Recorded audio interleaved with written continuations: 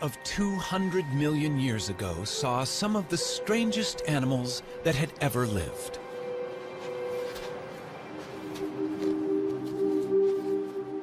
Nothing about them suggested they would become a huge success.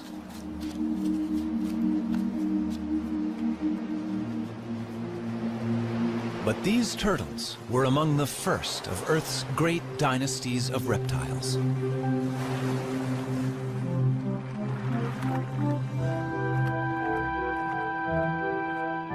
Turtles then and now are unique. Their bodies are encased in armor, and that shell has changed little over millions of years.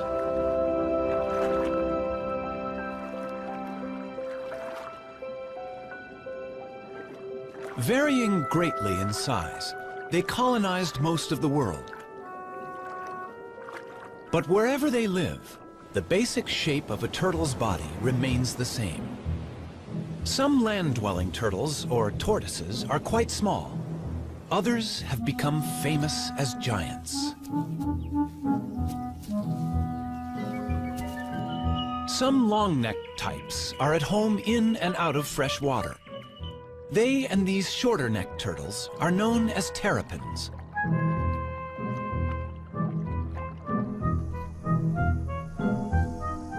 "257 turtle species exist. They live in every environment, from the driest of deserts to the coldest extremes.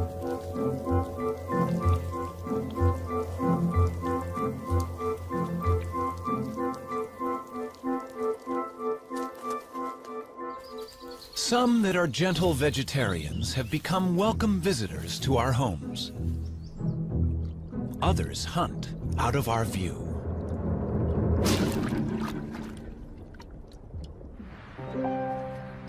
Older than the birds, all turtles may owe their success to their simple design. But what future is there for turtles living life in a shell?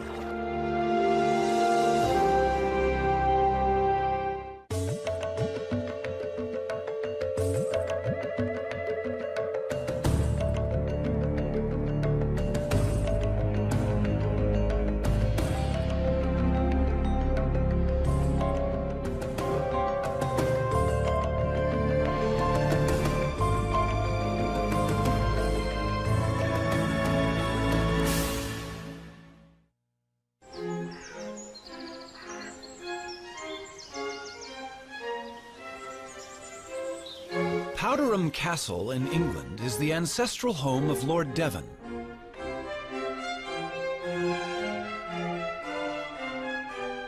It's also the home of Timothy, a rather venerable tortoise.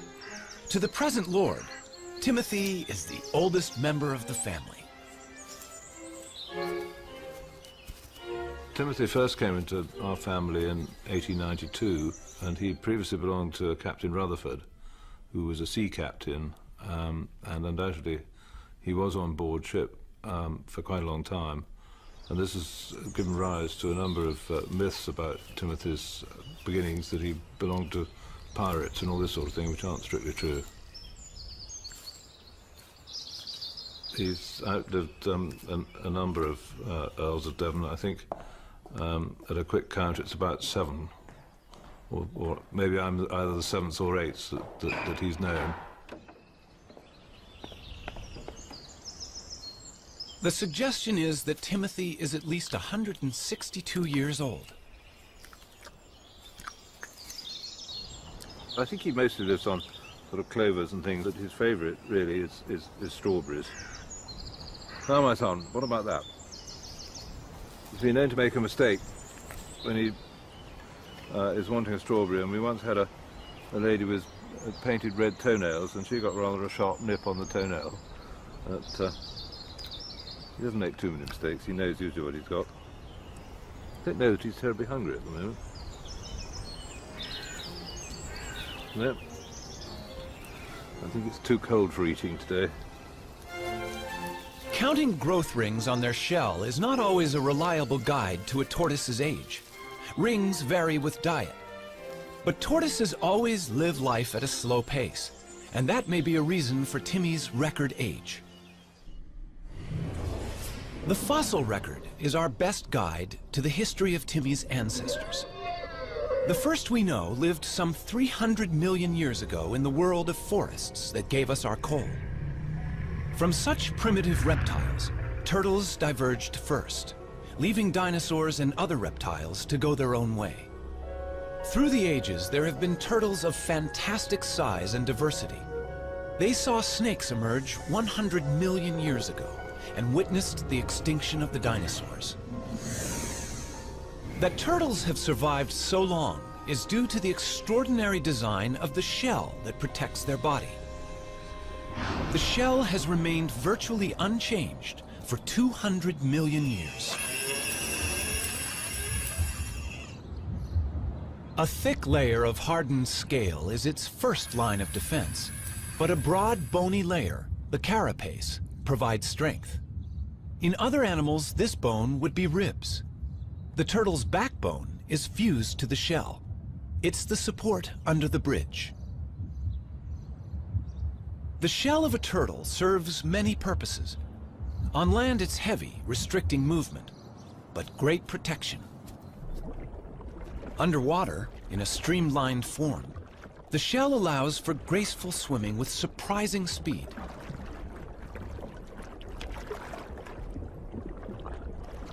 Power is provided by huge front flippers.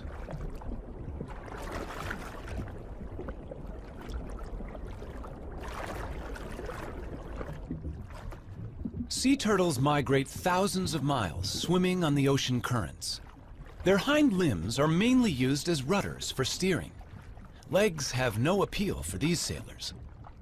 Sea turtles only emerge onto land to nest, and even then, flippers are sufficient to haul the turtle over a beach.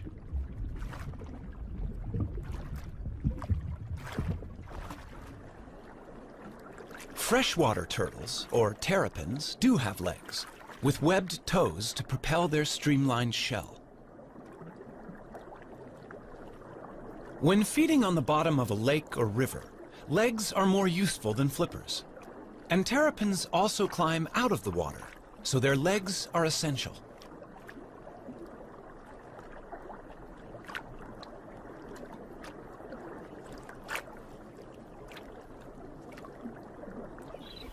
A tortoise, walking on land all the time, needs strong legs, in this case to carry it out of danger. The pancake tortoise also has a flattened shell that's handy for fitting into crevices. A caracal can easily spot a meal in these cracks, but the shell of this tortoise, being flexible, can be tightly wedged in the rock. This pancake tortoise's casing defeats the inquisitive cat.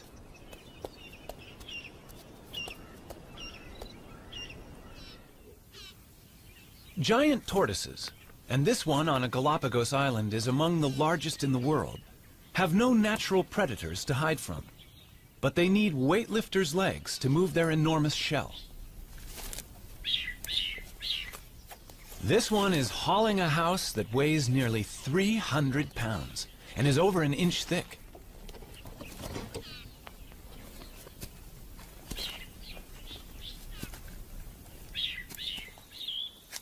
A tiny box turtle leads a far more troubled life in raccoon country, but its domed shell has a cunning device that usually outwits such hunters.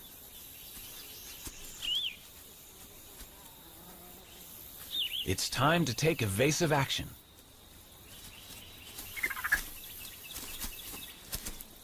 The shell is hinged. The drawbridge comes up, and all of the turtle, head, limbs, and tail, is safe inside its castle.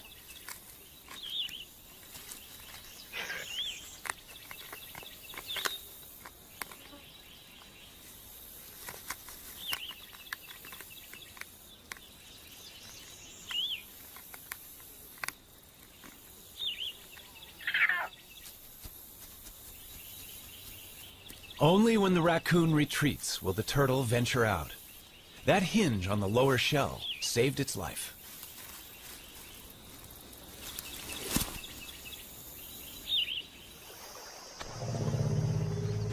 The turtle's shell has survived some huge challenges over millions of years. But sometimes, no matter how good the design, the odds can be against it.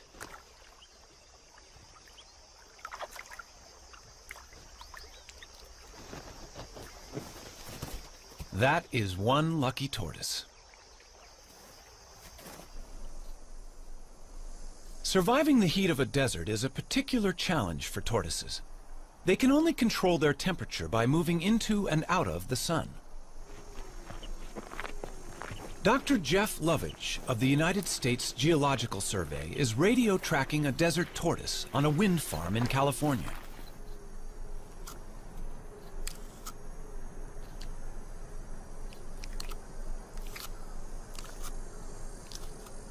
Desert tortoises have recently started to decline, and Jeff wants to find out why.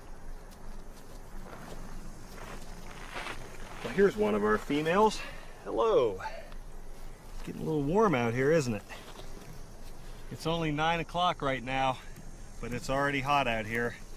It's probably 95 degrees and it's going to be 115 before the day is over. And she's heading for the burrow off to my right. The tortoise needs the burrow to survive and protect itself from the extremes that are so characteristic of the desert. 115 degrees. 30 degrees more than even this desert tortoise could survive out in the open. Look at her walking into my shadow. Desert tortoises take advantage of every opportunity they can to become cool in the midday sun. At the other end of the thermometer, extremes of cold present their own challenge. Some turtles in Canada can survive freezing temperatures. Called painted sliders, their frozen bodies are not drawing breath, and their hearts are not beating, and yet they are not dead.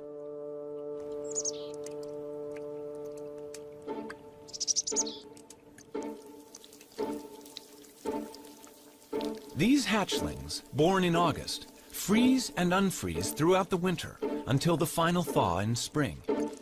How the cells of their body survive this, nobody knows.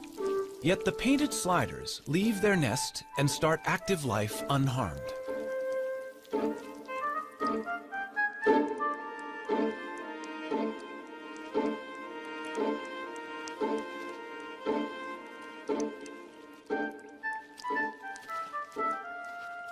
Such marvelous abilities to survive were entirely to the turtle family's advantage, until humans appeared on the horizon. In the centuries before refrigeration was invented, it was sailors who took advantage of the turtle's special qualities. Since turtles can survive for several months without food, they could be carried aboard as a supply of fresh meat. Killing turtles for their tasty meat is a very ancient practice. Wham! That's a direct hit. It's painless for the turtle, though, because we use a special kind of harpoon point, just enough of it to penetrate his tough layer of shell. That is now known to be nonsense. Nerve endings by the hundreds fill both shell and bone, but myths die as hard as the turtles. These turtles weigh from 300 to 500 pounds, and their age is estimated at 1 pound to the year.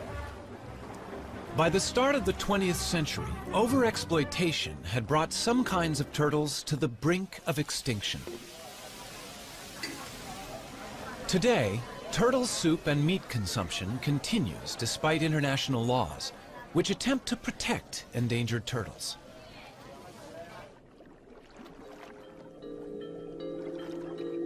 The turtle may well be our defenseless victim, but in the natural world, these successful reptiles have for a long time been quite capable of defending themselves.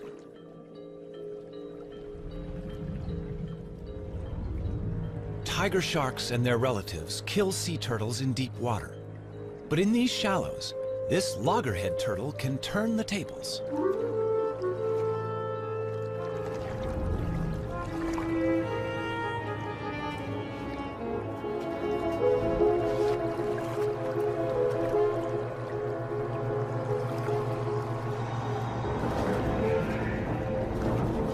The turtle is biting the shark.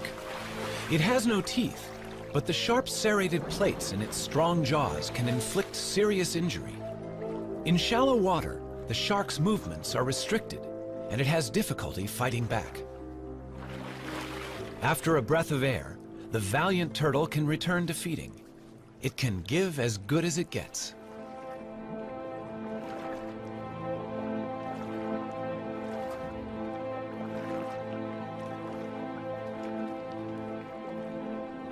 A loggerhead eats a variety of seafoods, but its beak is ideal for capturing hard-shelled prey. Bad luck for this crab.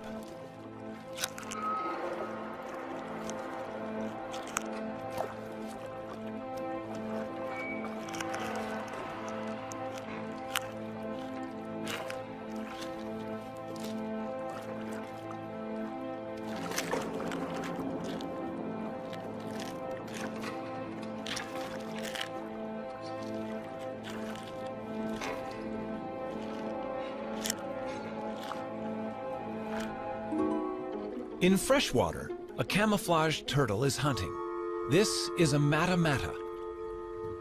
It will blend with the fallen leaves and wait for a fish to come within range. Then, it simply sucks them in.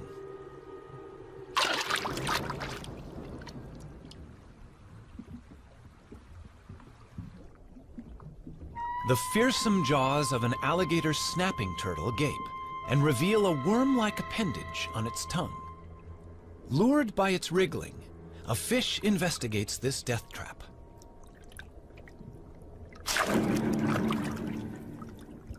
And there are even turtles that hunt together.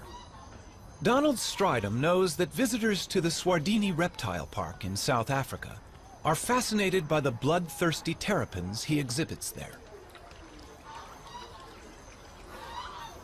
It's feeding time in the terrapin pool. You know, if I had to put my finger into this water, they would eat it. But I'm going to give them something else to eat, their favorite food, a little piece of chicken here. And if I lower that down, they're going to move towards this. Come, guys. Come on. You'll probably find that the red-eared terrapins come first. They are normally the more dominant, and here comes one now. You can see why it's called a red-eared terrapin. It's got the little red mark behind the eye. And look at that. He's a dominant one, so he will come first. And here comes one of the serrated hinged terrapins on the side here. And the rest of them are going to respond to the movement. In fact, they would have to eat in colonies. They can't easily, as you can see here, bite off a chunk of meat on their own. So they need to tear it amongst each other. They'd eat in much the same way as piranhas. So lots together, biting off chunks and pieces of meat. And you can see that happening right here now. Red ear's got a really good grip on it. They tear at the meat. This is all very necessary in nature. They clean up the place. They're in fact the aquatic hyenas.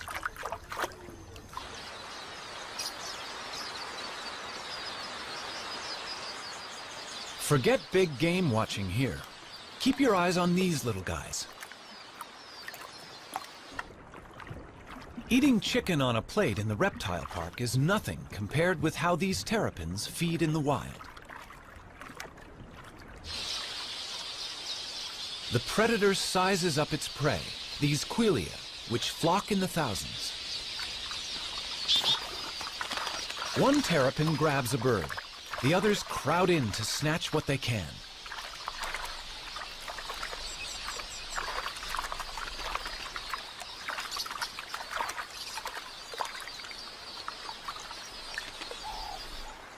Even birds as big as doves are not safe from the helmeted terrapin's submarine attack.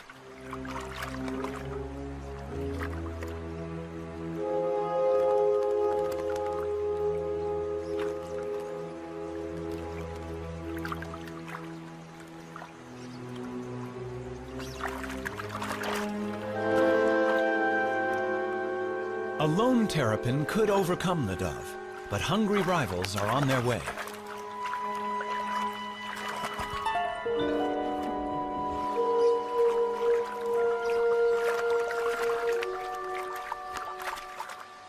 And turtles can be even more competitive when it comes to mating.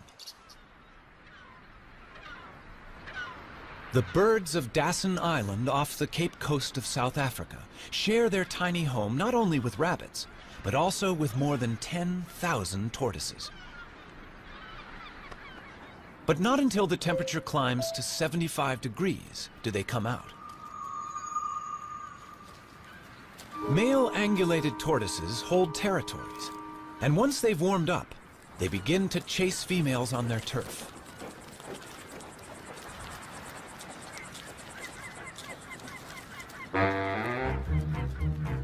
Once he's found one, he won't easily let her go.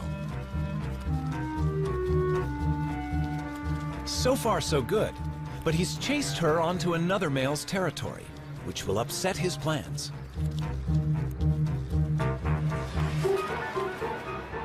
They do battle, a duel in the sun. But a third male has seen an opportunity, and he's mating with their female. Neither the combatants nor the vigorously mating couple show signs of giving in. By the time the fight reaches its climax, the mating is also over. The loser may even lose his life. He must right himself, or else fry in the sun.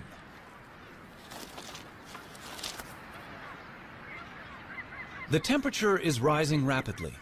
He must get into the shade. But that's hard to find with 10,000 competitors. His answer is to dig in, covering head and limbs and using his shell as a sunshade.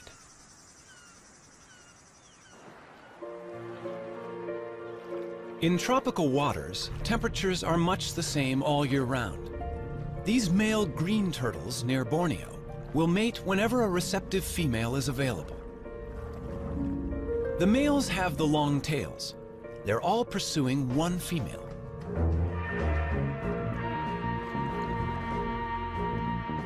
A male succeeds in locking onto her shell and mating with her. Rival males are surprisingly vicious in trying to interrupt his success. These powerful jaws can injure a flipper. And not only the mated male, but other rivals are also getting bitten. But to no effect. The desire to mate is strong, and only when he has succeeded will other males have a chance to take his place.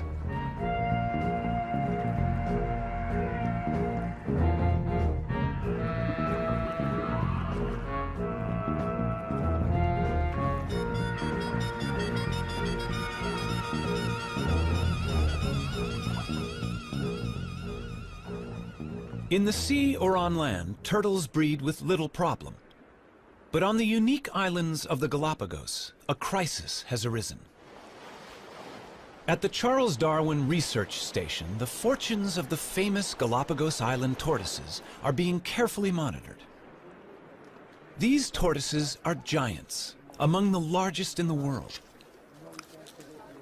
And they are more than just a tourist attraction. They're endangered, and their survival depends on them breeding in captivity here.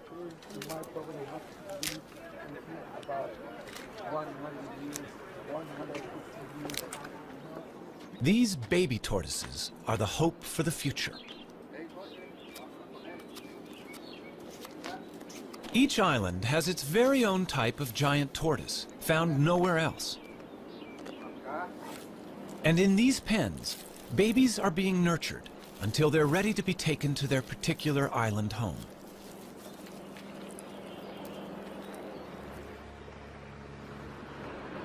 In past centuries, boats landed on each island to plunder the docile giants, killing or collecting them.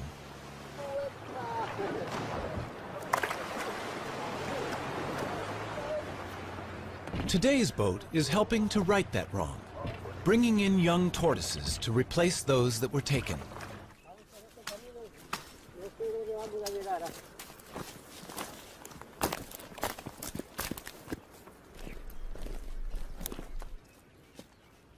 This is the island of Hispaniola.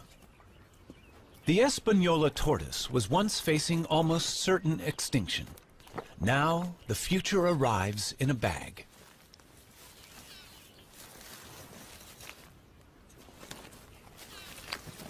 A 1,000 young tortoises have been released like this, all bred from just 15 adults collected in the 1970s. They should be safer than they've ever been. Their only enemy was people, and now the poacher has turned protector. In 20 years, they should all be as big as this adult. But this success has not been repeated for the tortoises of Pinta Island. The last remaining resident of Pinta is living out his old age at the Charles Darwin Research Station. They call him Lonesome George. More than 70 years old, he's the last of his species. All the others starved when introduced goats ate the plants of Pinta, and shipborne rats ate the tortoise eggs. Zoos and private collections worldwide have failed to turn up a relative. And even if a mate were found, he could be too old to breed. The Pinta Island tortoise may be the first turtle species to become extinct in the 21st century. The future of many of the world's turtles is a matter of concern. Even the olive Ridley sea turtles, famous for their mass egg-laying on this beach in Costa Rica, are arriving in fewer numbers each season. Randall Arouse is familiar with the spectacular aribata, as it's called, here at Osteonal. Ever since I was a very young boy, and I was always interested in marine biology. But then one day, it was 1982, I was a second-year biology student. I walked into the school and there was a big sign that said, Aribata, we need volunteers. And I thought, well, I've heard about the Aribatas and the turtle nesting. I should go check it out. Then I came to Osteonal, right here at this spot, and I saw the Aribata happening. And right then it struck me. Like I had to study turtles, and I've been doing turtles ever since. As many as 200,000 turtles might haul out onto this beach on one night. 20 years ago, it would have been 1 million. But this is still one of the biggest aribatas in the world. The turtles are right now congregating right out there. They're going to congregate in what we call the float, and they'll start coming up after the sun goes down, and probably by midnight or 1 in the morning, we're going to have a very high concentration of turtles nesting here on this beach, and they're not going to finish until sunrise, probably about 8 or 9 in the morning. So yeah, it's going to be some pretty heavy work all night long. We basically know that these turtles come for 2 or 3 consecutive aribatas in a row. Then they're going to leave, and we won't see the turtle again for another year or another 2 years. The aribata that we're witnessing now may easily have 100,000 turtles participating. And 100,000 turtles at 100 eggs per turtle, roughly, that means 10 million eggs. Eggs are the turtles' investment in their own future. But eggs can also produce illegal income for poachers. So patrols of armed guards protect these nesting turtles all night against egg thieves.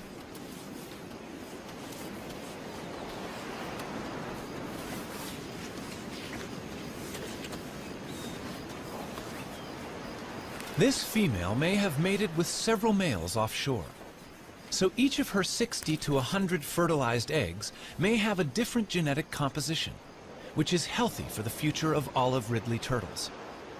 Randall can also inspect the health of an individual while she's laying. She seems to be unaware of him and in a kind of trance. He examines her gently for signs of disease or injury while she's in this curious, semi-conscious state. Just why she enters this trance is not yet known. The studies carried out on this beach indicate that roughly 8% of all the eggs laid on this beach will actually hatch and turn into little turtles. Now, that does not mean that these little turtles will turn into adults. A wild guess is 1 out of 100.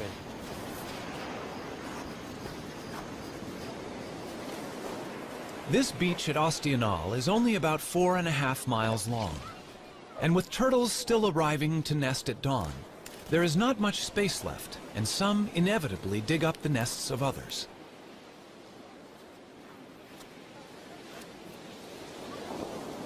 Many eggs get damaged, and the loss is enormous. The collection of eggs is important for the local economy, but local people are only allowed to take them for the first 36 hours of an aribata. It's a conservation plan they're happy with. The community of Alcinal protects their turtles in many ways. Probably the main way is they respect the management plan. There are rules as to when you can harvest, when you can't, and the community as a whole complies. You can only harvest the eggs for the first 36 hours. The eggs have to be packaged in a special way. There has to be receipts, there's all this paperwork. And the people of Alcinal comply with all these rules and regulations to their very best. And they get a good harvest without harm to the turtles. Soft-shelled, the eggs travel well to a luxury market, where some are enjoyed over the bar in a pricey drink they call baka.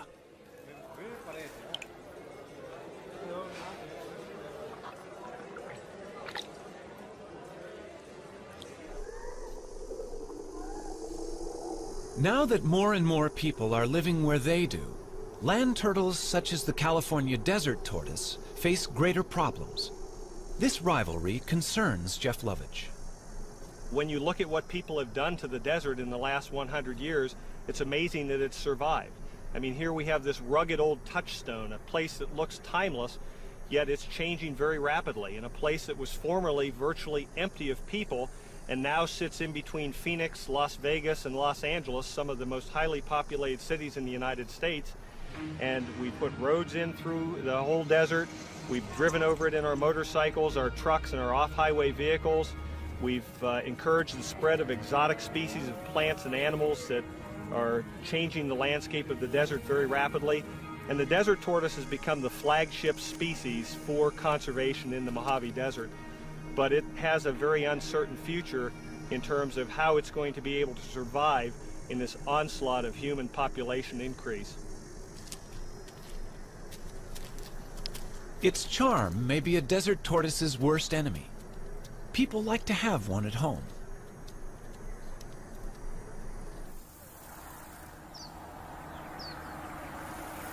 Problems arise when the once loved pet outgrows its welcome.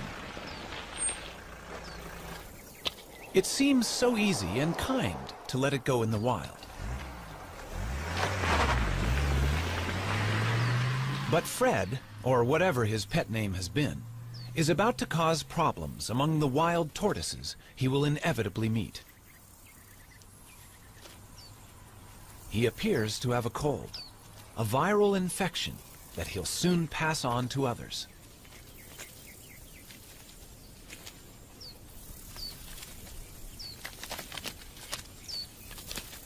A whole population of desert tortoises may die because one unwanted pet was carelessly released.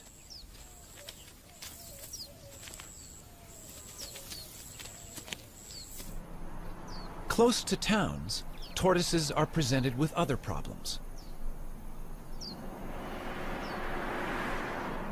Our roads cross their territories, and they get injured.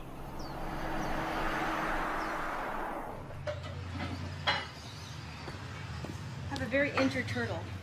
Another casualty for the vet. But this one is not from a traffic accident. Hi, what do we have here? Oh, let's have a look.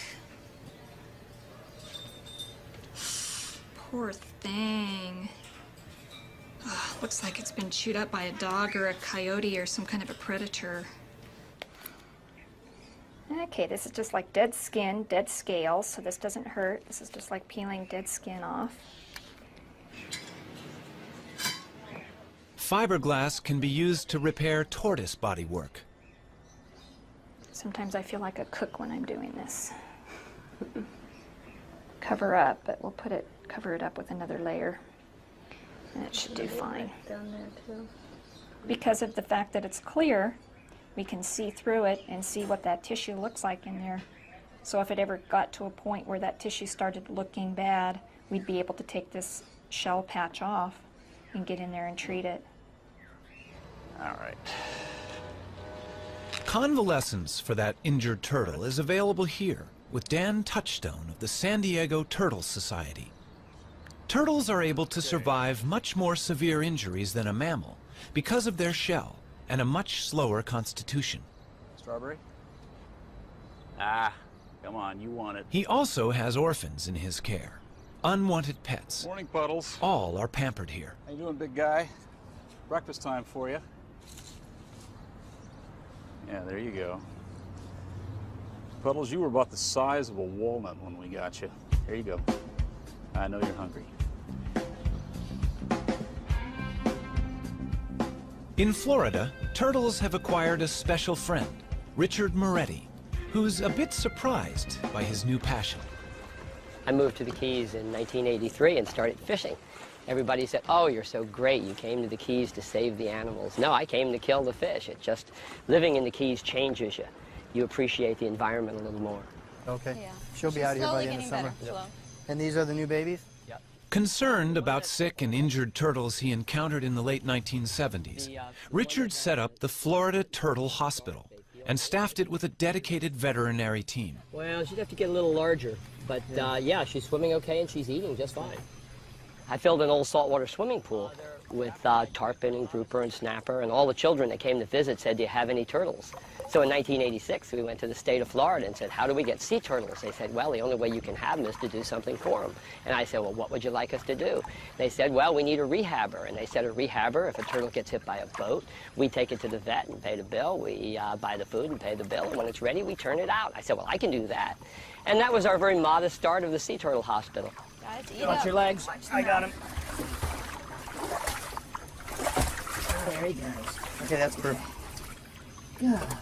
Well, before I moved to the Keys, I ran a Volkswagen facility, and Volkswagens would come in broken, and my job was to find the best mechanics and the best parts. Well, this is the same. The turtles come in broken, and my job is to find the best vets and the best meds. It's the same, except now instead of having to give them the bill, I pay the bill, and that even makes it nicer. There you go. Hi. Thanks, Doc. And I didn't get too wet. This little tumor is the beginning of a virus that affects sea turtles around the world. This disease started 100 years ago. When we first started seeing it 15 years ago in the Keys, turtles would come in with a singular tumor like this.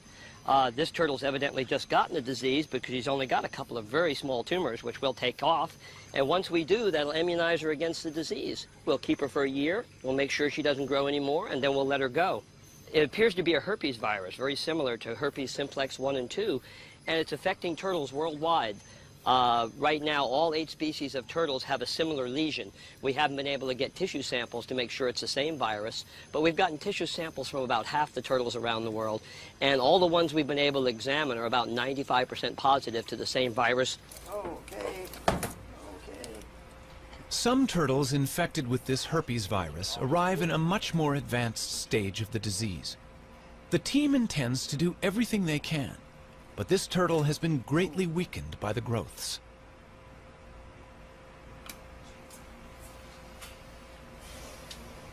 Notice the contrast difference. You have a radio opacity here.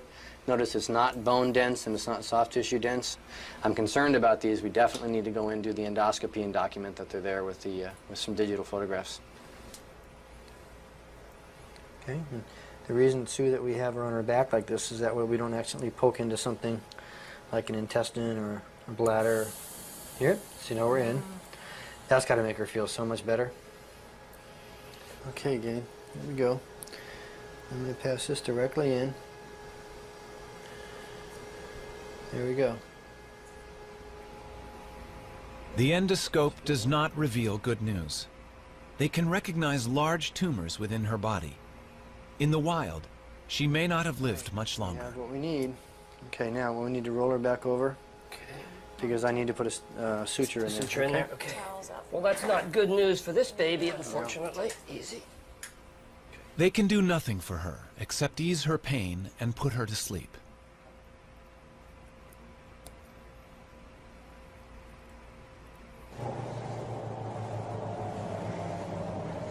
The joy of success helps make up for the sadness of failure. And today, 4 rehabilitated turtles are going home. They look like they're ready. Yeah, after never being out of a tank, they're going to enjoy this big tank called an ocean, huh? All right. Have lots of babies, guys. Are you ready for this? You look ready. You're beating me up already? You got your jewelry? Yes. Okay. You can go. Moments like this reassure Richard Moretti that their work is worthwhile. All right, Guy. Shall we send them in pairs? All right, sounds good to me. All right, they're roommates. They've been roommates. Okay, there they go. Ready? Usually when you see wildlife being worked on, it's usually on a picnic table with a buck knife. But we've built a state-of-the-art facility to give these animals the care they really need. Those little turtles that were just released, when they came in, they had been trapped in roots when they were born, and they struggled to get out. And they were cut all the way to the bones, all over their body from struggling with those roots. It took us 2 years to get them ready, and you saw those were nice, healthy turtles. And the feeling, taking a wild animal that's going to live a lot longer than I will, back out into the ocean and turning it loose for future generations, well, you can see, goosebumps. It's great. Nothing feels better than being able to put something back for the future.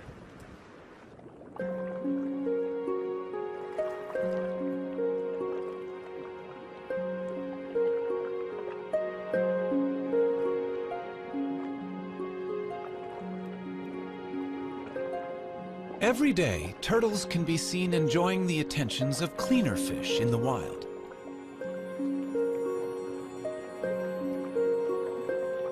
The fish feed on algae, and in doing so, clean the turtle's shell.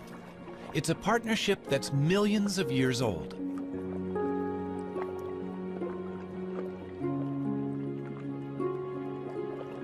Generation after generation lived in what might have seemed a perfect world.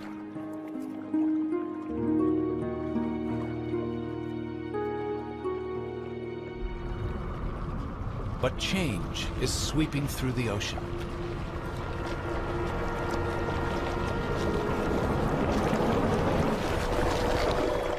Commercial fishing puts nets into the sea, which can break loose and drift, catching much more than intended.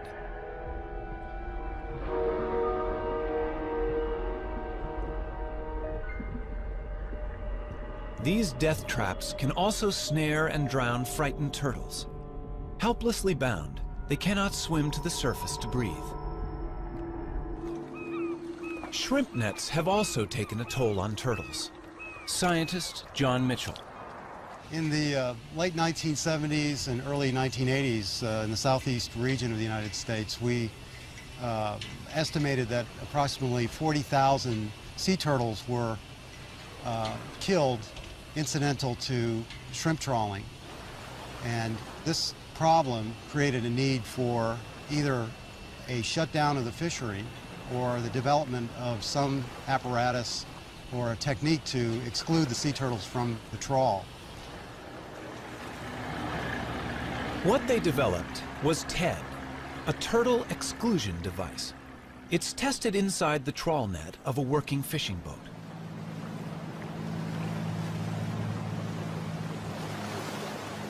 The net is being dragged behind the boat, and the TED is fixed inside the net at the end.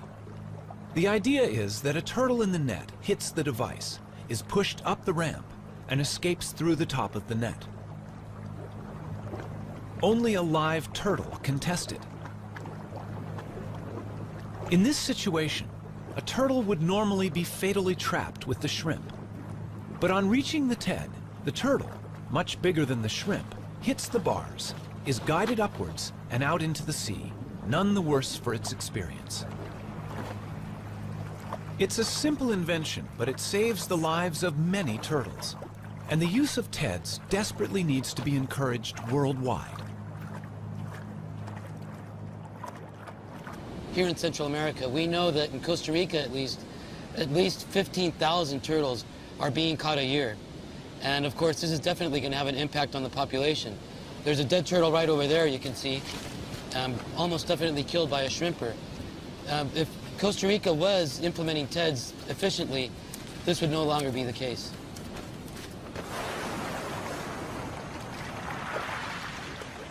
In the sands of this beach at Ostional, the olive Ridley turtles have been developing for some 60 days.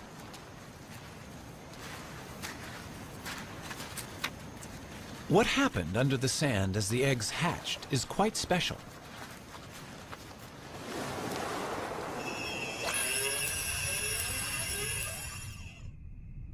The eggs at the bottom of the nest hatch first. The hatchlings climb to the top of the chamber, and down below, sand fills the space they left. As more hatch, the floor is gradually lifted to just below the surface, and the hatchlings emerge together.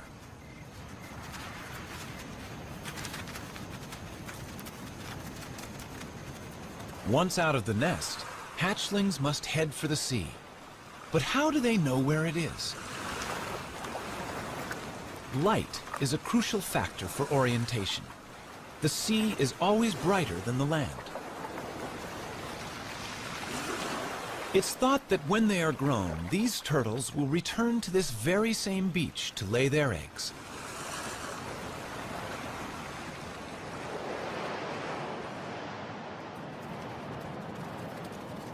Turtles also hatch in daylight. Most race directly for the ocean, but they can now be seen by predators. Theirs is a lonely and dangerous journey.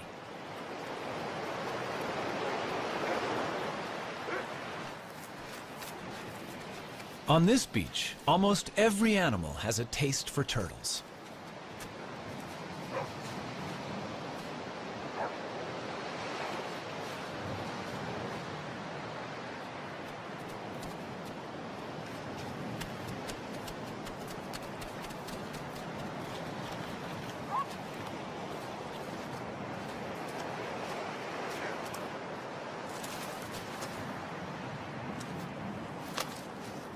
But predators, such as this black vulture, don't always get to eat their fill.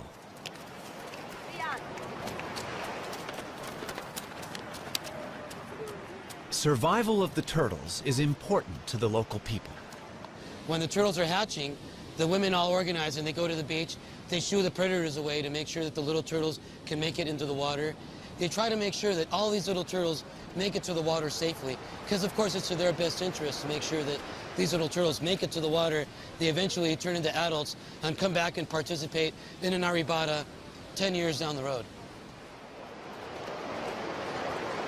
Although some 10,000 hatchlings will survive to become adult turtles, remember 10 million eggs were laid in these sands.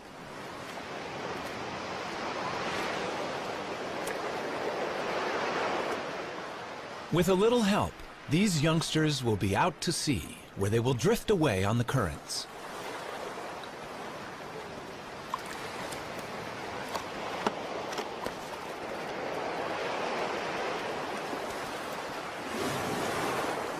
No one knows where they go. Perhaps they hide from ocean predators among floating seaweed, where they can safely feed and grow. But it will be 15 to 20 years before they return to these waters. Before people ever began helping turtles to survive, alligators had been unwittingly doing so for millions of years. Young red-bellied turtles are hatching from eggs laid in the alligator's nest. The rotting heap is warm and humid, as good for incubating turtles' eggs as it is for hatching alligators. Both stand to gain. Alligators eat a good many adult red-bellied turtles.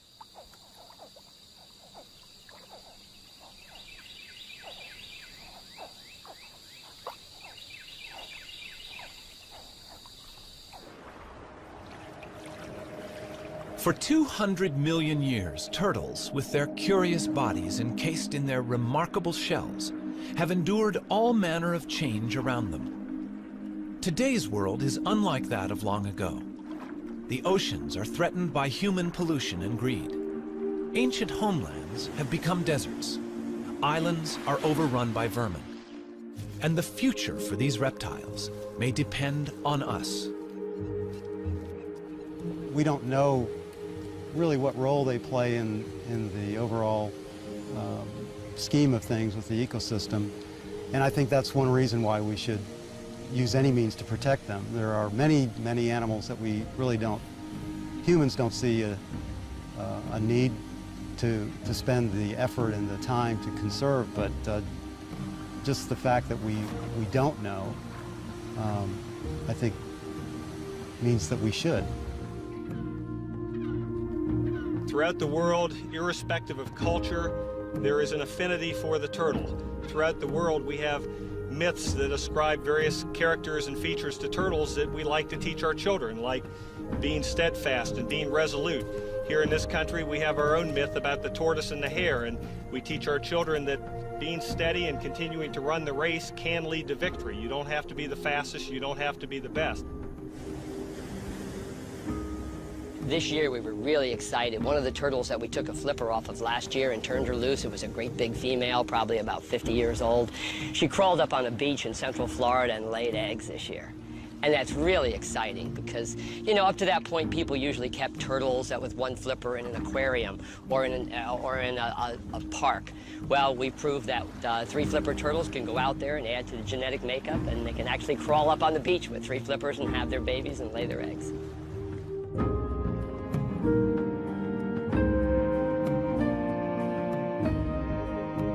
They're 200 million years old. Those are living fossils that we put back in the ocean. And hopefully with a lot of help from our friends that help us work on turtles, we'll see them into the next millennium.